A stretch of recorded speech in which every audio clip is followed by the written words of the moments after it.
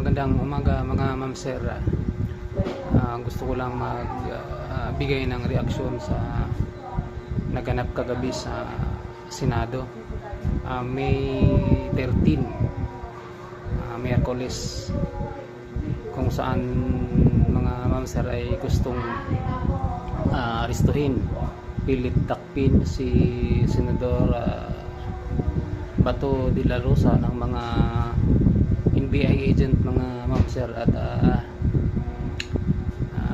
nagkaputukan po at na wala namang nasakatan at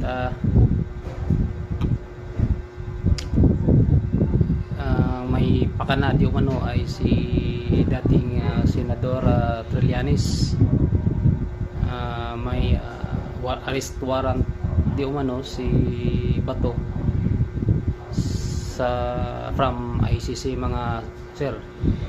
Ang tanong ko bakit isang civilian katulad ni Trillanes ang mag-serve ng warrant sa isang senador sa loob pa mismo ng Senate premises, mga ma'am sir? At ang mga NBI naman ay under yan sila sa DOJ, at ang DOJ naman ay under ng executive sa presidente. Bakit hindi ginalang ng executive ang legislative?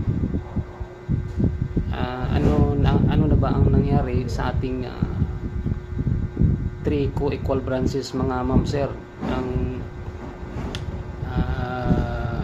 judiciary, legislative at ang executive. Bakit gustong i-overpower ng executive ang legislative?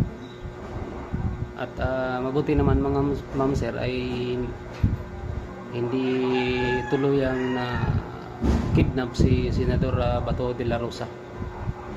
At ang nakikita kong dahilan, mga ma'am sir, ay ang pagpalit ng liderato ng Senado.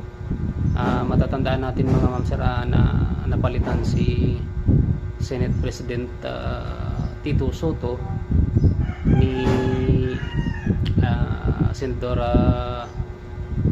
Peter Alan Cayetano, mga ma'am sir, sa botohan nila.